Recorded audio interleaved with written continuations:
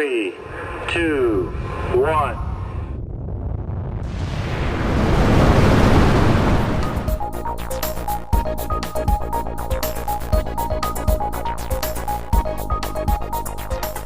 In this video for practical tips for rocket engineering, we're going to take a look at bottle connectors.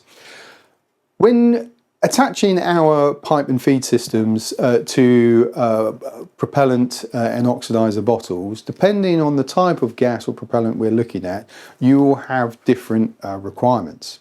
So for standard bottles like nitrogen, you will have standard connectors like this. Okay, and this will be your BG bottle fitting, okay, and then this on the other side is an MPT thread which you would then connect up to the rest of your system. Notice that this bottle connector is brass, and so we would need to do a threaded connecting fitting to go for two dissimilar metals. If you're not sure what that means, please look at one of our previous videos on the subject.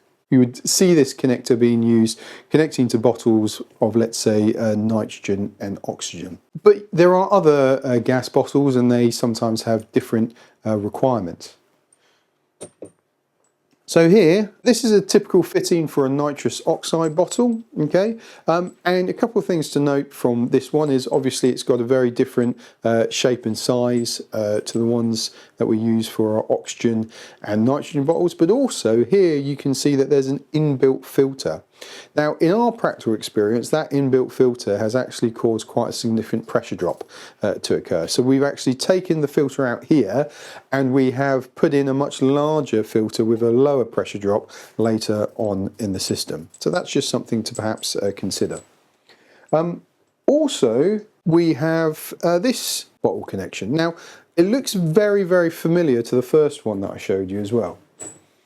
Okay, in its basically shape and form. But what you'll notice on closer inspection is the threads, okay, are actually the other way around. Okay, so one is clockwise and one is a counterclockwise thread.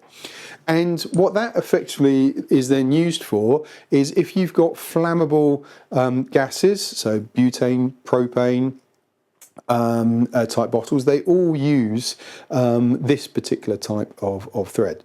So if you are delving into the world of bipropellant engines, okay, and using some of these flammable propellants, then just consider you might need a different bottle connector for that as well. I hope you've enjoyed our video on bottle connectors. Please do show your appreciation by liking and subscribing.